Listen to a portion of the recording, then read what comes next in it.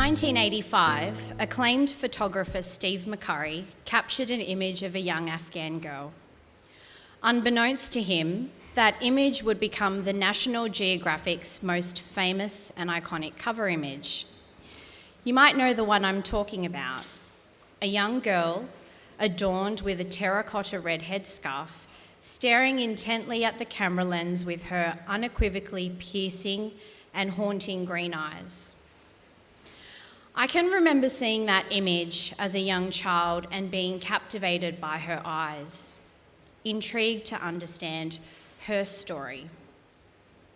So when I was 7, my family and I travelled to the birthplace of my mother and father, the Philippines, and I can vividly remember having my own Steve McCurry experience. So it wasn't long after the 1991 eruption of Mount Pinatubo, which, oddly enough, happened on my 7th birthday. Family trips would involve the traditional visit to my dad's province, Bataan, which is about a 2 to 3 hour drive north of Manila.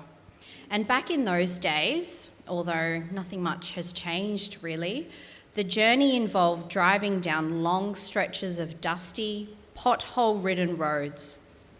The volcanic eruption, the second largest of the century, had left hundreds dead and hundreds of thousands of people displaced, many of whom were the country's indigenous people, including children left traumatised and desperate, with houses gone and families simply perished. As we drove along one of the dusty roads in the region where Pinatubo's destruction was apparent, I remember seeing a group of children on the side of the road, their skin cloaked in ash-hued dust, wearing nothing more than rags. They'd run up to the vehicles as they drove past, holding out their hands to savour anything they could. Spare change, some notes if they were lucky, some food even. They were displaced and without basic needs. Desperate, one young girl came up close to the taxi we were in, and our family friend who was seated in the front passenger seat rolled down her window to give the girl some spare change. This small act of kindness seemed to will the young girl to beg. The little girl hung onto the outside of our moving taxi, wanting more, needing more, her image really entering my heart more. The taxi picked up the pace as the traffic sped up, and we felt the horror of powerless panic for her safety. And I can really remember her eyes. They were staring intently at me through the car window, centimetres away, probably my identical age, same world, but honestly worlds apart. Eyes with piercing sorrow and pain. As a 7-year-old, I so desperately wanted to help her, but I didn't know how. That face and those eyes have been vivid since. Each time we travel back to the Philippines, I'd look for her. I'd look for her as we drove down that same stretch of road. That encounter as a young child left a really huge imprint on me. I was compelled to do something to help others. It was my strongest early feeling of what I think people mean when they say they've been called. I just didn't know how. So this yearning, it bubbled away in the background for 10 years until an unexpected encounter on the train began an unexpected step. Sydney trains, it's got a really funny way of bringing people together. So I was fresh out of uni and my first job was in Parramatta. So I'd catch the train from Quakers Hill and on the odd occasion with my mum, who worked near me at the time. Now my mum, who I think some of you might have met before, is one of those uber-friendly Filipino ladies who could strike up a conversation with a tree if she really wanted to. Blessed with the gift of the gab my mum is, and on this fateful day, her gab led me to strike up a conversation with Karina, a new face who told me about an upcoming volunteer trip to the Philippines she was leading, for an organisation focused on poverty alleviation and community development called Gawad Kalinga. At that moment, the Mount Pinatubo girl's face and eyes seemed right there on the train, and I wondered if this was my moment. So she handed me a flyer, and I was sold. The purpose, the mission, the opportunity, the cause, it all spoke to me, and it led me back to the yearning, in obvious terms, the yearning to help the less fortunate. In more developed terms, that yearning might be better expressed with a question. How could I find a way, without being scared, to not remain so separated from other people's reality by the glass of a taxi window? Indeed, why in our world do we have so much insulation between comfort and pain? So fast forward to the beginning of 2007, and in the months leading up to the trip, other big things kicked in for me. I just got a new job at a professional services firm, so in my head I was thinking, well, shouldn't I be focusing on that? And 2 weeks to flying, my first serious relationship ended. I felt scarred, heartbroken, and if we're honest, worthless actually, and really empty. How could I go on a volunteer trip? How could a lonely, broken person help anyone anyway? But cancelling wasn't an option, and saying no just wasn't an option. I remember whispering to my dad at the check-in counter that I didn't really want to go anymore. And in my dad's tell it like it is fashion, he said to me, well, you know, you've paid for it, so you might as well make the most of it. Not the pep talk I was looking for, but it was definitely the pep talk I needed. And so with a brave face and a churning stomach, I walked through passport control with the other volunteers, and it was a walk that would change my life. So the experience, well, it's so hard to sum up in just a few words. So I won't attempt to, but there are a few things that I wanted to highlight.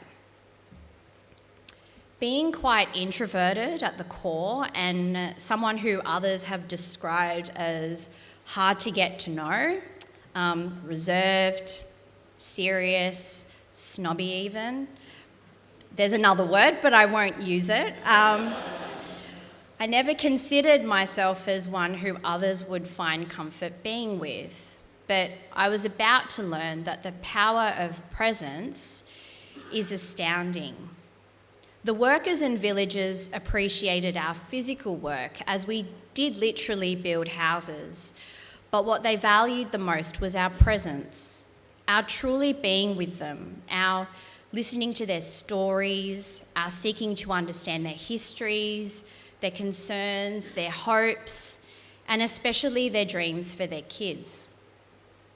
I was in a difficult time in my personal life that would require more self-care and time when I got home, but it was nothing short of remarkable to discover so unexpectedly the beginnings of my healing and restored self-confidence. It happened right there in that village when I allowed the energy of my personal needs to be given over to being wholeheartedly present to the other. My religious background had taught me that grace was something about the influence of God operating through people. The influence of God operating through people. I guess I had some sense of what that meant, but it was mostly still an idea. Still an idea until this introvert, this person who can be hard to get to know, having caught a plane feeling shattered and unable to offer much, experienced tangibly what you might call the common heart of humanity. I'd been holding back tears of fear with Dad at Sydney Airport, keener after all to stay behind the glass of taxi windows. Now I'd felt what it was to step through windows and into the beating heart of the human family. In this unguarded, transparent experience of presence and belonging, somehow I was discovering the profound value and irreplaceability of humanity, including my own. The tears I was now holding back, or sometimes not, were of something new and priceless. I'll make another reference to my earlier religious formation that seems very relevant to me at this point. I'd heard and read that prayer of Jesus in the Gospel of John. It's right at the end of his life, obviously a time when you'd expect someone to be saying or praying the things that matter the most to them. But his mattering most, it wasn't a list of dogmas or doctrines, as important as such things can be. His mattering most was to pray, "Father, may they all be one as you and I are one." Those words really spoke to me. They spoke to me with a joy of unexpected experience of human family, among poor people, of an unsuspecting village that's barely on the map. Something of Jesus came alive for me. I understood that this yearning for oneness is a bit of why Jesus persevered, even to letting his life be taken. And I understood that this is Jesus' agenda in the now and in the forever, in what he meant by the kingdom. And I knew that it was worth an investment of my life. In my own particular story, it took shape not in something I planned for or engineered, but in the unexpected discovery of the possibilities of being human family. So now, 10 years on, a number of mission trips later and lots of water under the bridge, many of those villagers and fellow volunteers, some of whom are in the audience tonight, are truly still family to me, and people with whom I've touched the reality of grace, the influence of God operating through people. I have to say that on that first mission experience, I thought that I was the giver, along with the other volunteers, the ones who were taking the riches to the poor people of the village, helping the less fortunate. I mean, after all, we were choosing to go when we didn't have to. We were taking our skills and resources, and we were giving our time to make a change for them, to be the difference that makes the difference, as the saying goes. And while some of these things are indeed true, I can say more so, as can many of my co-volunteers, that I was changed, and I was made different, and I was a receiver big time. And in the process, I came to learn more about and gain confidence in my core, my nurturing motherly instincts, my capacity to accompany the vulnerability that's part of many of our human hearts, with a safety and transparent presence that holds more sustaining value than any price tag. So the journey and the learning continues, and I haven't said the pinnacle piece yet, which is that on that first trip, I met Mike, who's now my husband, and you would have seen him in the video, and he's here tonight. But it definitely wasn't a case of hitting it off. In fact, really strange, but he thought that I was going out with another guy on that trip, who you'll see shortly is my brother. To be honest, I labelled Mike, a bit of a player, a bit of a charmer. Not my type, I said when a few mutual friends questioned me about whether or not I had an interest in him. I think I even went so far as to say, I'd never go out with Mike. But a couple of years on, in 2009, our paths crossed again, and whilst neither of us was really looking for a relationship, that same astounding power of presence we'd experienced in the village kicked in. Not planning or engineering it, our presence to each other became transparent and trusting, and what was friendship blossomed into more as a 2011 engagement became marriage on the 8th of December 2012. So So through my Catholic lens, that date is one of the special days that focuses on the life of Mary, known as the Immaculate Conception. And she strikes me as one who lived the unexpected, especially in being asked to carry Jesus to birth. And for Mike and me, we hope we can keep believing that our best growth can keep coming from being open to what the unexpected can teach us. Now, I've got to say, I'm really, really big on organisation and planning, and those who know me well will know that. I'm a bit of a control freak, if I'm going to be honest. Even my professional work is in the area of risk minimisation. So being open to the unexpected is a continuing challenge for me. Mike's and my 5-year plan, which is written down, by the way, included starting a family, but at the 5-year mark. I had a churning stomach experience when we got back from Europe at the 11th month mark, and I thought, oh, it's got to be some kind of stomach bug, like, too much pasta and wine. But the bug was actually our son, Moses. Unplanned, completely. Unexpected, absolutely. Wouldn't change it for the universe, 100%. Maybe John Lennon said it best when he sang, "Life is what happens to you while you're busy making other plans."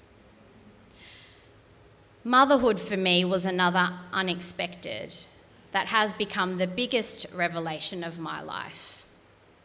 Motherhood has catapulted my sense of selfless love, of unconditional love and sacrifice, of the beauty of creation through the innocence of a child. And how much time wasting does parenting take? Much of it, though, I now call presence, the astounding union and oneness that deep presence can nurture. And through this whole experience of little Moses, so much else has been revealed. My husband's remarkable love, my brother's sensitivity as Moses' uncle, my parents' and in-laws' background of selflessness. Moses shows me again and again the miracle of creation and the power of presence. Again, I'm also a receiver, as motherhood gives me the next step of becoming me. And it's not all roses, of course. I have my ups and downs all the time. This morning, I had a big down. Trying to get Moses ready for school and not being able to get out the door in time. Anyway, I digress. My good times and my knee breakdowns, but the lessons of being present in the now continue. Lessons that have been the raw material for my faith, trust, and sense of purpose, and especially of being open to the unexpected. Such lessons were sparked by that first yearning for presence with the Mount Pinatubo girl when I was 7. Lessons fanned into a flame by the hesitant airport departure in 2007. Lessons stoking the fires of life now with Mike and our son Moses. So if there's a message that I could conclude from the thumbnails of my story that I've shared with you tonight, it's that the unexpecteds have revealed the most about the beauty, the complexity, and the journey of becoming within each of us. I think I can say that they have allowed the divine to be revealed in a real and raw way. Like my brother, who you'll meet in a sec, I'm a music lover, and I often think of life like a song. Now, at times I get distracted by the other noise, Facebook, Instagram, other social media, negative thoughts. But when I wholeheartedly listen in, the tune so often has something unexpected, something to receive, and something that hints at the dream that we might all be one. Thank you.